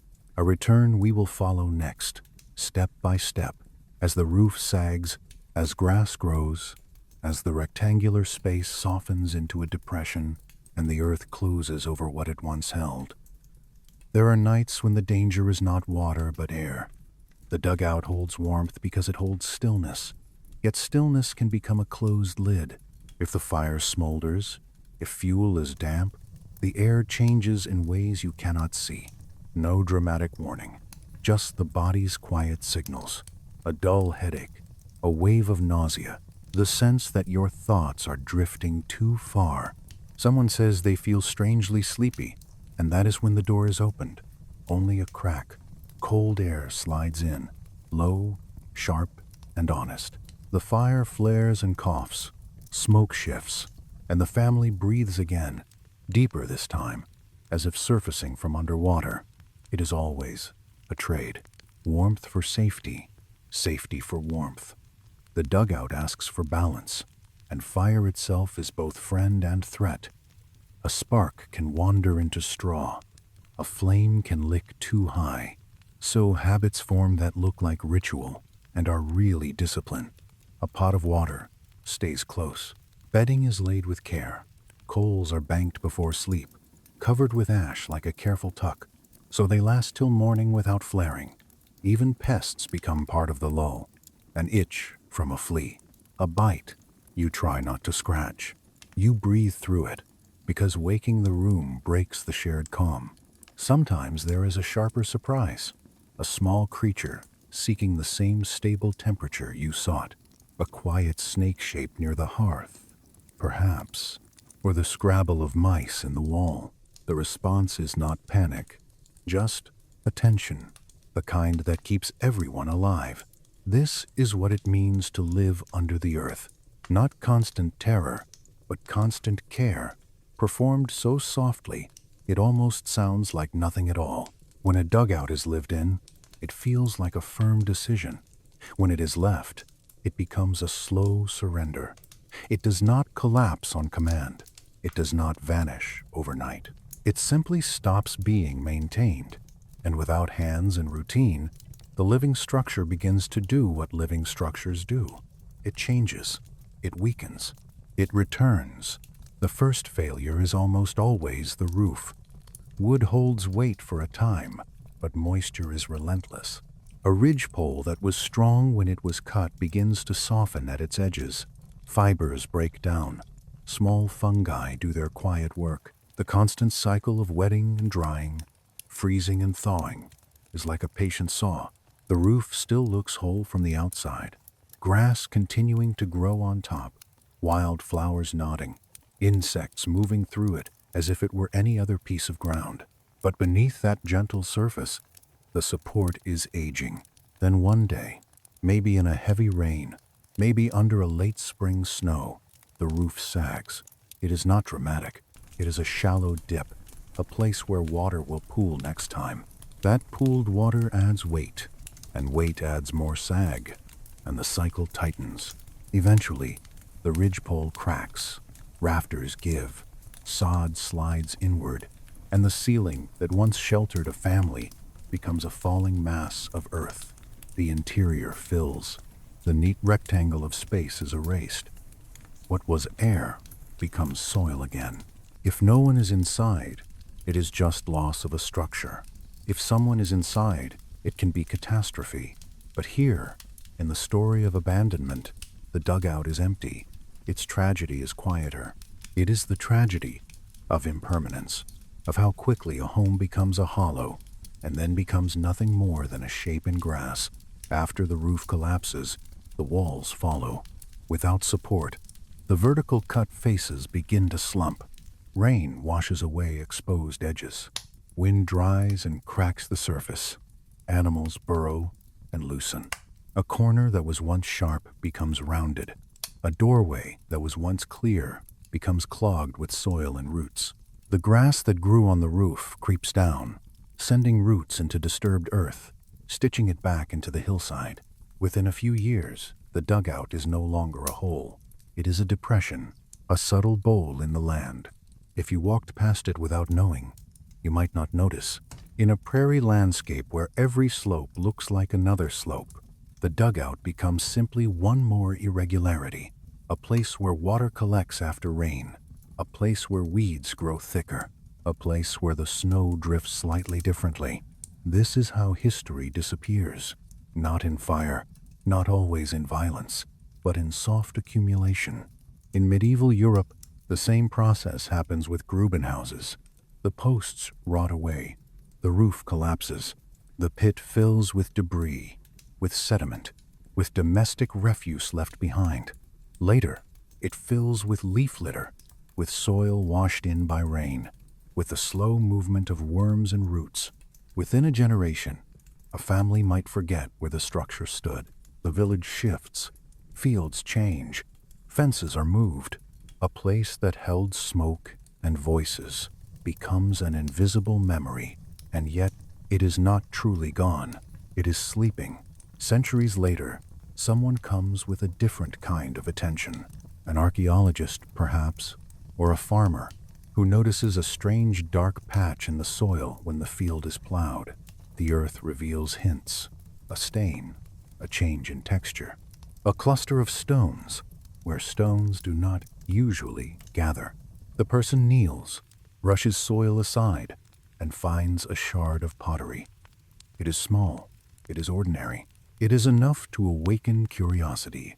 Then, the careful work begins. Excavation is not like treasure hunting. It is more like listening. A trowel scrapes gently. Soil is lifted in thin layers. Each change in color is noted. Each small object is placed in a bag with a label, because context is the real artifact. The pit, which was once a room, becomes a map on paper. Post holes appear as darker circles, where wood once stood and then rotted, leaving a stain. A hearth appears as a patch of charcoal and ash. Sometimes charred planks suggest a suspended floor once spanned the pit. Sometimes there is no sign of boards, and the pit itself was 3 though. Even here, certainty is soft. Some scholars argue that many Gruben houses were workshops rather than dwellings, especially in places like Anglo-Saxon England, where loom weights are often found. The humid air of a sunken structure keeps fibers pliable. Weaving is easier when wool does not dry into brittleness. It is debated. Others point to hearths and ovens, clear evidence of year-round living in other regions. In Slavic areas, some sunken buildings contain ovens built into corners, with vents that once carried smoke upward. Those oven, I imagine one of those ovens, not as a museum object, but as a presence. A rounded clay form in a corner, warm to the touch even after the flames have gone. A child pressing fingers to it and pulling back with a small hiss, then laughing quietly because pain is brief and life continues. Bread baking inside, steam smelling of grain, the oven giving back heat slowly all night, like a patient companion. Archaeologists find the oven's outline. They find the burnt clay, the darker soil around it, the stones arranged in a way that makes sense only when you picture someone kneeling there with a pot. They find animal bones, not as gore, but as remnants of meals. They find broken needles. They find bits of metal that were once hinges, once knives, once the small, hard things that made daily life possible. They do not find the roof. They do not find the blankets. They do not find the sound of breathing. Those are gone. Those dissolved into time. But the pit remembers, and so does physics, in a way, because the reason these structures existed is still true. A few feet down, the earth holds a stable temperature close to the annual average. Soil has high heat capacity. It absorbs and releases heat slowly. It has low thermal conductivity. Temperature changes take time to travel through it. There is a lag, a delay, a buffering. When air becomes lethal, the ground is steadier. That is not magic. It is thermal mass, and it is available to any human who understands how to dig. Warmth is not only about raising air temperature. Warmth is about reducing heat loss. Wind steals heat through convection. Moving air strips away the thin layer of warm air near skin and replaces it with cold. Thick walls block wind. Still air allows the body to keep its own warmth close. In a dugout, The wind cannot touch most surfaces. The soil is not trying to steal heat. It sits at its steady baseline and radiates it, slowly, like a deep river that does not freeze all the way down. That steadiness is why a small fire can be enough. That steadiness is why body heat matters. A single person in a large, cold space loses heat faster than they can make. Six people close together, insulated, can create a pocket of warmth that feels almost impossible compared to the world outside. Under wool and hide, the temperature can climb far above the room. This is not comfort in the modern sense, but it is survival, and survival has its own kind of calm. And there is another calm, one that arrives when you think about how these homes return to the land. A castle leaves stone. A cathedral leaves walls. A dugout leaves almost nothing. It is a shelter that does not insist on permanence. It does not scar the landscape for centuries. It enters the earth and then, when abandoned, it becomes earth again. Grass grows, roots knit, soil settles. A hollow becomes a slight dip. A dip becomes ordinary ground. That ordinariness can feel eerie because it means suffering, and endurance can vanish without a trace. A family can spend 10 winters down here, counting fuel, catching drips, sharing warmth, listening for roof creaks, and a century later, someone can walk over the spot and never know. The land holds their story silently, and then it releases only fragments: a pottery shard, a stain of charcoal, the dark ghost of a post hole. Sometimes that is the only monument, and maybe that is fitting. These structures were not built to be remembered. They were built to last long enough to get through the night, long enough to see spring, long enough to watch children grow into bodies that can carry water and cut sod, and place blankets over smaller bodies with the same careful knowledge they once received. If you stand in a museum and look at an excavated Grubenhaus pit, it can feel like looking at absence. A rectangle of soil, a few post holes, a hearth stain. It can seem small, but if you let your imagination settle, if you let it slow down the way breath slows in a quiet room, you can populate that absence with gentle details. The hush of movement, the smell of smoke and thatch, the damp air that keeps fibers soft, the flicker of firelight on clay walls, the feeling of stillness while wind roars outside. And then you realize something strange. The earth that held them then is still holding the same temperature now. The physics has not changed. The ground still buffers extremes. It still absorbs sound. It still offers refuge, if someone needs it. The tragedy is not that the dugout was dark. The tragedy is that it was necessary. That humans were pushed into the earth because the surface could become unlivable, because materials were scarce, because weather did not care. Yet the counterpoint, the soothing truth, is that humans noticed the properties of their world and used them. They did not need elegance. They needed steadiness, and they found it a few feet down. In that way, the dugout is a story of humility, a home that does not rise, a home that does not announce power, a home that borrows warmth from deep time, from the average of seasons, from the slow movement of heat through soil, a home that accepts impermanence because it was always meant to be temporary. When I think about it, I can almost hear the last day a family leaves, not a loud departure, not a final speech, just footsteps, fabric rustling as bundles are tied, a door closing with a soft thunk, silence settling.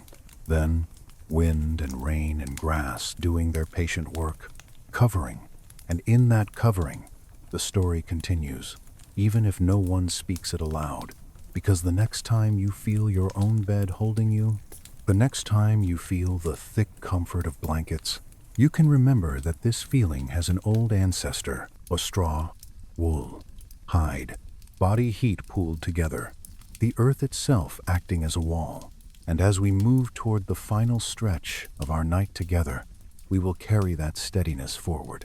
We will follow the last echoes of these underground lives into the quiet after, into the way memory fades, and into the strange comfort of knowing that even when a home vanishes, the earth remains, steady, waiting, and warm in its own slow way. Sometimes people describe these homes as curiosities, as if they were a strange trick. But if you close your eyes and imagine a winter night inside, it is not a trick. It is a whole universe compressed into one room. A pot murmuring on the hearth, a needle moving through cloth by firelight, a child's fingers warming on a stone that holds the day's heat, breath rising and falling in the communal bed like a tide. And the sound, I keep coming back to the sound. Thick earth swallows noise. It takes the roar of weather and turns it into almost nothing. In that hush, you can hear the smallest things, the tick of cooling clay, the faint settling of sod as snow shifts above, the whisper of straw when someone turns over. Even a mouse in the wall becomes a delicate reminder that life continues in hidden tunnels. That hush can be comforting, and it can be uncanny. The earth is ancient and unhurried. When you sleep under it, you borrow a little of that pace. Thoughts slow, the heartbeat becomes noticeable. Breathing turns into a quiet metronome. After enough nights, you start to believe that maybe this is what safety sounds like. And then you step outside and remember the surface. The dugout teaches contrast. Violence above, calm below, separated by a few feet of soil. That lesson lingers, and maybe it is why some people remembered these shelters with tenderness later. Not because they were easy, but because they worked when nothing else would. As we continue, we will drift toward the most personal side of this history. The long nights, the way darkness shaped time, the way families measured their lives by flame and breath, and the steady temperature of the ground. We will carry that steady feeling into the next part, the way the earth carries warmth, slowly, faithfully. The deepest part of winter is not the cold itself, it is the length of the night. Outside, the sky lets go of the sun early, and it does not bring it back for a long time. Darkness settles over the plains and over the northern villages of Europe like a thick cloth, and if you live above ground, you might still find little pockets of light leaking in through shutters, through gaps, through the pale spill of moon on snow. Down here, under earth, the darkness is different. It is complete. It is the kind of dark that feels like a material, as if you could reach out and touch it, and your fingers would come back damp with shadow. The walls do not glow. The ceiling does not show its shape. Even the corner that holds the hearth becomes only a suggestion when the fire burns low. The dugout teaches your eyes to stop searching, and it teaches your hands to remember. If you were standing here with me, I think you would notice how quiet people become when they accept that they cannot see. They move in smaller motions. A sleeve brushes a shelf with soft fabric sound. A foot slides instead of steps, the way you would move on ice, except the ice is darkness. Someone reaches for a pot by touch, fingertips finding the curve of iron, the familiar warmth left there from the last meal. A child's hand finds a parent's wrist, not as a plea, but as a quiet map. In winter, life arranges itself around the flame, not because the flame is grand, but because it is the only sun you have. Its light draws the household inward. Work shrinks to what can be done within that dim circle. Sewing becomes slower, each stitch a small act of patience. Knots are tied by feel. A needle is threaded with breath held still, because the thread must find the tiny eye without the help of bright day.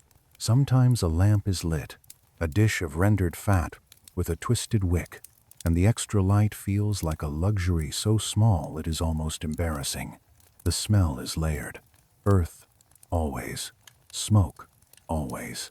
Then the day's food, whatever it was. Grain warmed into porridge. A thin stew that carries more water than meat. Bread if you are fortunate. The wool of clothing that has not been washed for weeks because water is heavy and fuel is precious. The faint animal scent if a cow is nearby, if goats or sheep share part of the shelter, their bodies adding warmth in exchange for space and tolerance. People adapt to that smell the way they adapt to the dark. At first it feels sharp, then it becomes simply the air.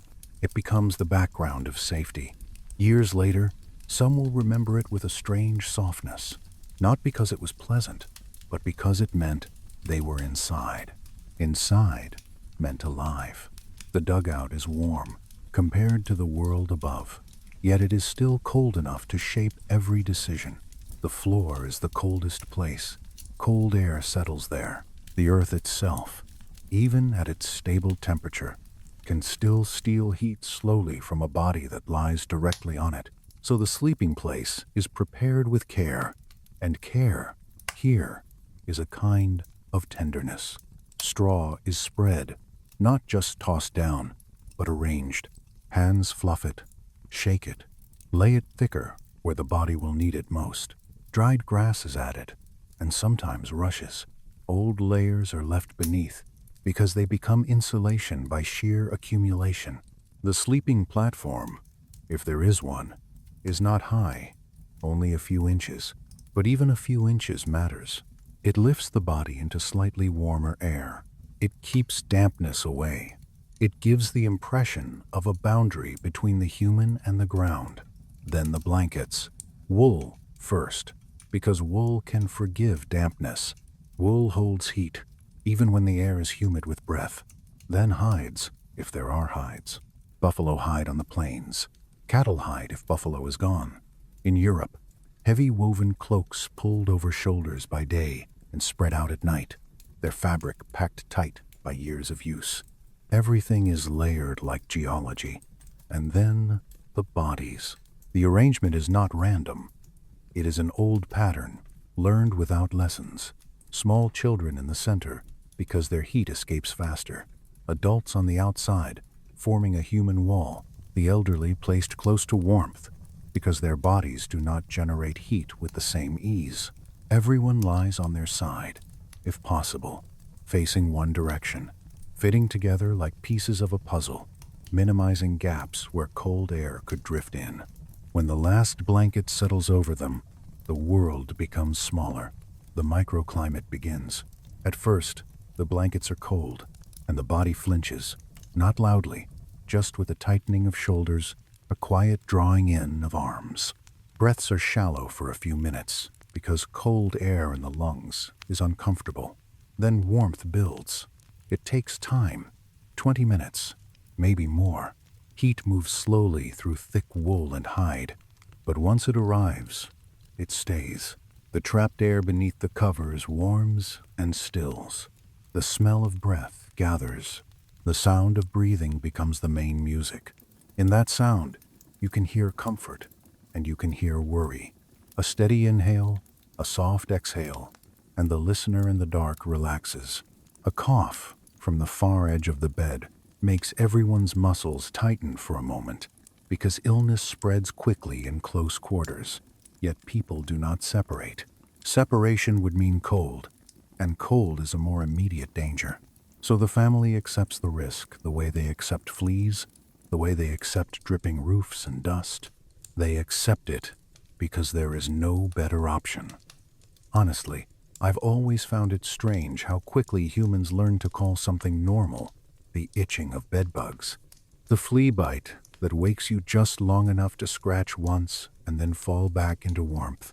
The mouse in the wall, scrabbling like tiny fingers against soil. The faint cracking sound of the roof shifting under snow. Not a collapse, just a settling, like a house exhaling. When the fire is banked for the night, covered with ash to preserve coals, the light fades. Darkness becomes absolute.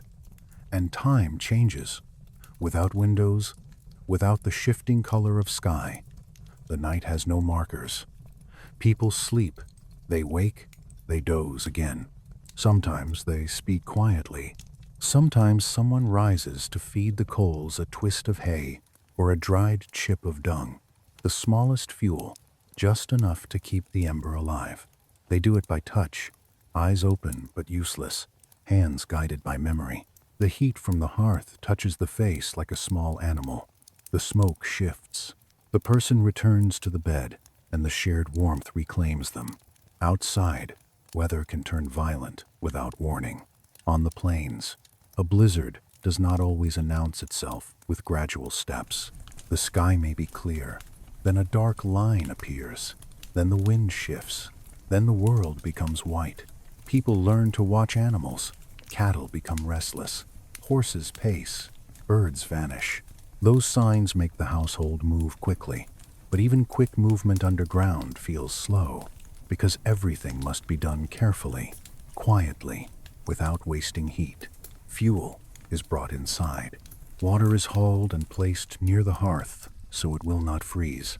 The door is checked. Gaps are stuffed with rags or straw. A blanket is hung on the inside of the door like a second skin. If there is a window, it is covered. The family gathers near the fire, closer than usual, because the mind likes company when the world outside is becoming hostile. Then the storm arrives. You might expect it to sound like a monster, and above ground, it does.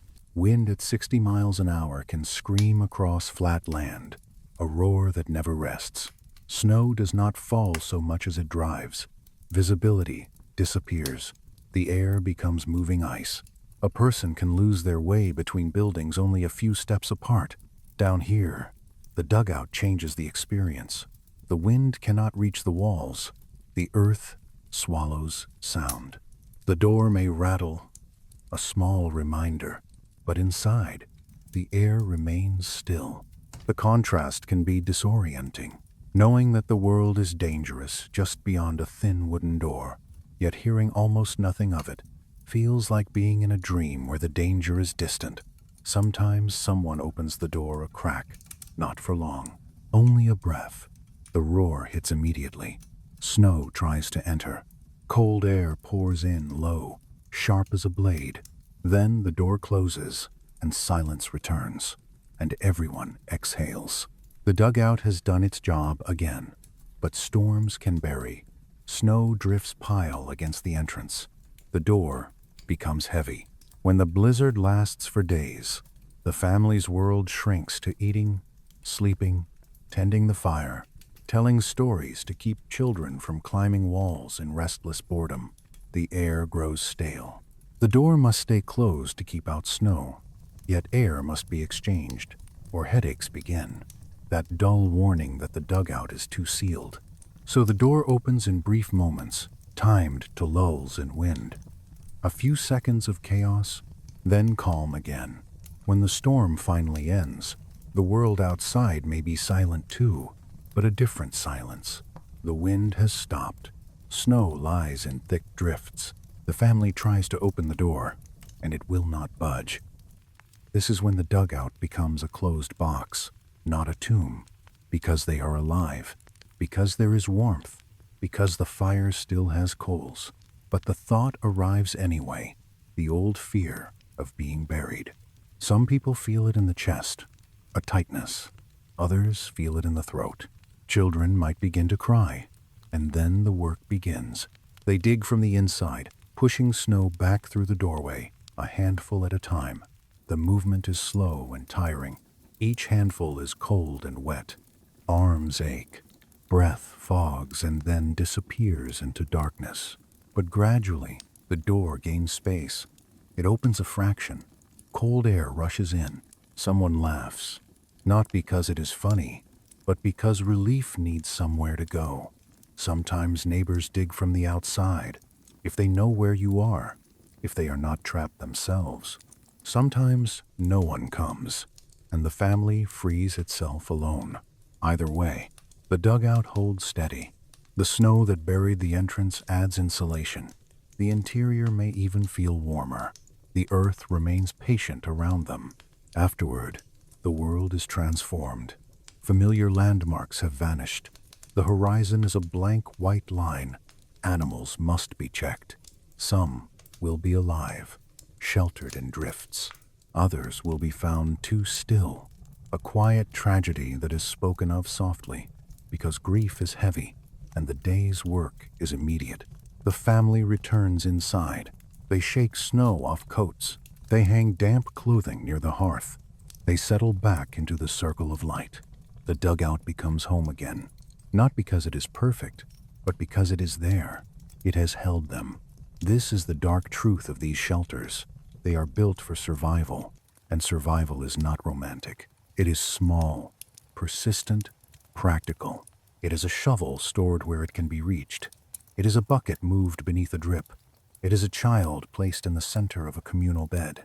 It is the willingness to live without privacy, without cleanliness, without ease, because the alternative is the open air that does not care whether you live or die. And yet, there is calm here. A calm created by thick walls, by steady temperature, by the soft rhythm of breath in the dark. The earth does not judge.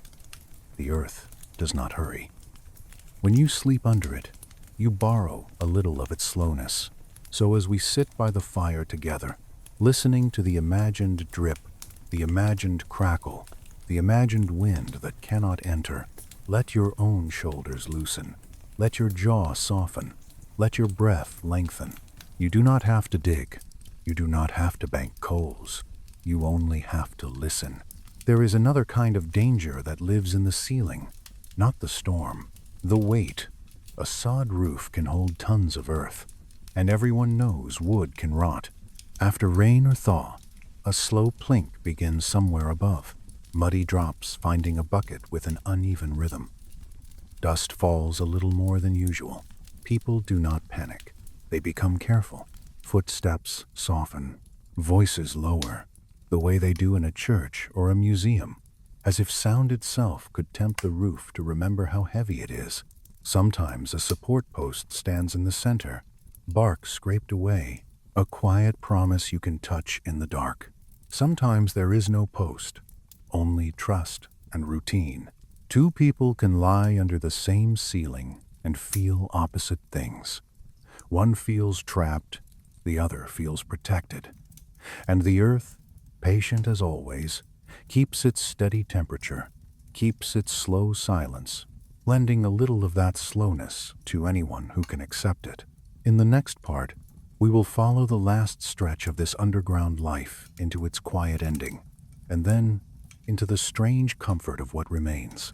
Not walls, not roofs, but the memory of warmth held in darkness, and the earth's steady promise beneath all things. There is a moment, usually after a long winter, when the first true light feels almost unreal. Not the dim flame of the hearth, not the thin gray that slips under a door at dawn, but actual daylight, wide and honest, spilling into a space that has been living in shadow for months. In a dugout, that moment can feel like a kind of resurrection. The door opens. Cold air enters first, because cold always moves low, hugging the ground. Then light follows, and it comes in as a narrow blade at first, a pale stripe that crawls across the packed floor, catching dust in the air like drifting stars. The beam finds objects that have been felt more than seen. The rim of a bucket, the curve of a pot, the frayed edge of a blanket. It touches them and makes them real again. If you were standing here with me, I would tell you to look at that dust. It is not just dirt, it is time. It is the quiet accumulation of winter nights. It is straw fibers crushed under sleeping bodies. It is ash that rose and settled. It is tiny soil particles shaken loose from the ceiling. It has been landing slowly on everything, and in the half-light of a returning season, it becomes visible, almost beautiful, because it shows that the air has been moving, that life has been happening. Spring does not end the hardship in a single sweep. It shifts it. The worst cold fades, but mud arrives. Drips return. The roof releases water like a slow memory of snow. Buckets are placed again. Floors soften. Clothes smell of damp wool. Yet the days are longer, and longer days change the mind. People can work outside again. They can let the door stand open for a while without losing all their warmth. Fresh air enters. Smoke, finds its way out. Children run in short bursts, almost frantic with the freedom of space, then return inside when the wind turns sharp. The dugout becomes a threshold place, half underground, half connected to the surface. A retreat during storms, a cool refuge on hot days. Its constant temperature, that steady 50 degrees at depth, remains a quiet feature, a fact that does not need to be spoken of, but is felt in every breath you take inside, when the world outside swings wildly between warmth and chill. Some families stay in these shelters for years, decades, sometimes. They repair roofs, they replace rotting poles, they patch walls where animals have burrowed. They learn the language of creaks and drips, the small warnings that tell you to be gentle, to tread lightly, to check the roof after rain. Neighbors help. That is another truth. A roof is heavy. Sod is heavier when wet. A ridgepole is not something one person lifts alone. So when a family needs to replace a roof, others come. Not from romance, but from understanding. Today you help your neighbor. Tomorrow they help you. The work is exhausting and slow. Hands raw from sod and rope. Backs aching. Sweat turning cold on skin when wind passes. Yet there is comfort in shared labor, in the sound of voices outside, in the proof that you are not the only one living on the edge of weather. Eventually, though, the world changes around the dugout. A sawmill appears somewhere within reach. Timber becomes less impossible. Nails are more available. Glass panes arrive, wrapped carefully in cloth, carried like fragile promises. A frame house begins to rise on the surface. At first, it seems like a miracle. Walls you can stand beside without crouching. A roof that does not drip mud on your bedding. Windows that let you see the sky. Progress, people call it. And it is, in some ways. Light improves mood. Dry floors prevent illness. More space reduces the spread of coughs. Privacy becomes possible, at least a little. A person can step outside the family circle and have a moment of quiet. Yet, as we have whispered about already, the new house has its own dark side. Wind finds cracks. Wooden walls have little thermal mass. Heat escapes. A stove must be fed constantly. Fuel disappears. On the coldest nights, some families return to the dugout, even after building above ground, because the old shelter is warmer, because the earth still blocks the wind, because a small fire and a few bodies can make a pocket of comfort that a drafty wooden room cannot. So for a while, the dugout remains in use, a secondary refuge, a place to retreat during blizzards, a place to store food because the ground stays cool, a place to sleep when the surface becomes hostile again. But slowly, without ceremony, it is left. A roof repair delayed, a wall patch ignored. The grass on top grows wild. The door swells and sticks. The interior collects more dust because fewer hands wipe it away. Mice claim corners. The hearth grows cold. One day, someone notices that the dugout smells more like earth than smoke, and that smell is a sign. The sign that human life is no longer the main occupant. Then the roof sags. Then it collapses, and the dugout returns to the land as softly as it arrived. What remains is not a building, but a slight depression, a different pattern of weeds, a place where snow drifts, a place where the ground feels a little hollow underfoot if you step there, though you might not even notice unless you know. In medieval Europe, the same happens to Gruben houses. The pit fills, posts rot, roofs fall, the outline disappears, villages shift, fields change. Within a generation, the exact spot can be forgotten, and centuries later, someone returns with a trowel and patience, peeling back soil as if opening an old letter.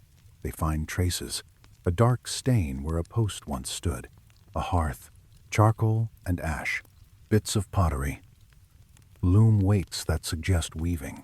In some regions, ovens built into corners, their clay baked hard by countless small fires. The archaeologist cannot hear the breathing, cannot smell the wool, cannot feel the warmth of bodies under hide, but the pit offers evidence, quiet and honest. Some questions remain debated. Was a Grubenhaus a home or a workshop? Did it have a suspended floor or packed earth underfoot? Did animals share the space year-round or only in winter? We can't be sure in every case. Evidence changes by region, by community, by need. Yet the larger truth holds. People used the earth itself as shelter because the earth offered stability when the surface offered danger. And that truth is bigger than a specific century. It is a human pattern. When the world above becomes too loud, too cold, too exposed, humans find ways to descend, to thicken the walls between themselves and the storm, to borrow warmth from mass and time. It is a pattern of retreat, of humility, of cooperation. I like to imagine the last night before a dugout is abandoned. Not because it is dramatic, but because it is quiet. A family lies down in the communal bed one more time. The youngest child is still in the center, as always. The blankets smell of smoke and old wool. The walls are cool to the touch. The fire is banked. Outside, wind moves across grass, and the dugout swallows the sound until it becomes a distant hush. No one says, "This is the last time." They do not need to.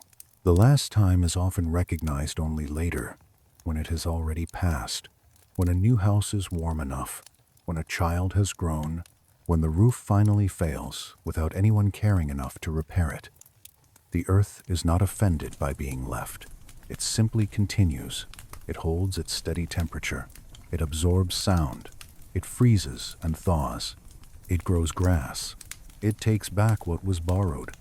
And in that taking back, there is a strange comfort, because it means nothing here is wasted. The sod returns to soil. The wood decays into softness. The depression fills and smooths. The landscape heals itself. Spring also brings the sound of water returning. Not a river, not a storm, but the slow internal weather of a sod roof, releasing what it has stored. You can lie in the communal bed and hear it. Plop, plop, plop. A drop landing in a tin pail. Then a pause long enough to make you think it is over. And then another drop, stubborn as a thought that will not leave. The drops are never clean. They carry fine silt, and over days the silt paints little half-moons on the floor. People move the pails again and again, nudging them a finger's width to catch a new leak. They wipe a bench with a rag, already gray with mud. The floor turns slick, then sticky, then heavy, clinging to soles and hems. Clothes hung near the fire refuse to dry completely, and the smell of wet wool becomes another layer in the dugout's scent, joining smoke and earth. This damp season is when pests feel most alive. Mice discover new routes as soil softens. Fleas wake in bedding that has been warm for months. Night brings the small, maddening itch. There is no clean way to fight them in the middle of survival, so people endure, scratching once, then letting the hand fall still again, because even discomfort becomes something you can get used to when you are tired enough. And yet, the dugout continues to work. That is the strange steadiness of it. The roof may drip, the floor may mud, the air may smell of damp and smoke, but the wind is still kept outside. The temperature is still buffered. The family still sleeps through nights that would be lethal in the open. When people finally leave, they do not take the dugout apart. They simply stop feeding the place with attention. And, without attention, it begins to fade. Not quickly, but in the way all things fade when no one is watching. The doorway becomes a little smaller as soil slumps. Grass grows thicker over the roof. Roots stitch the surface together in a new pattern. Rain finds old pathways and deepens them. A post softens with rot at its base. The roof sags by the width of a finger, then by the width of a hand. Years pass. One spring, after a heavy rain, The roof gives in. It does not explode. It simply lets go. The sod falls inward, and the hollow becomes a filled place. What was once a room becomes packed earth again, layered with the last things left behind. A broken pot, a rusted nail, a small piece of cloth that once held warmth. The land smooths itself. Wind and rain erase edges. The dugout becomes a subtle dip, a place where snow gathers a little deeper, a place where grass grows a little greener, because that quiet return is part of the story's ending. No monument, no stone marker, only the patient work of weather. Yet the lives that vanished into the ground did not vanish completely.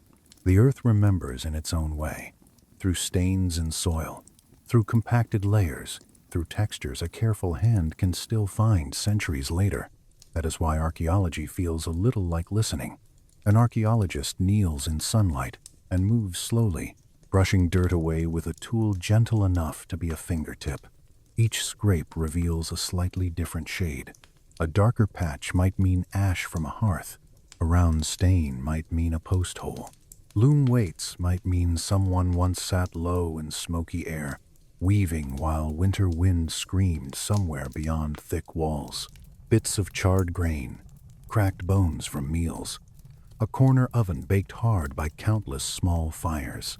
All of it speaks softly, if you listen with patience. I picture those pits like quiet bowls in the earth. Rain fills them, then drains away. Frost lifts the soil, then lets it settle. Grass grows, dies, grows again.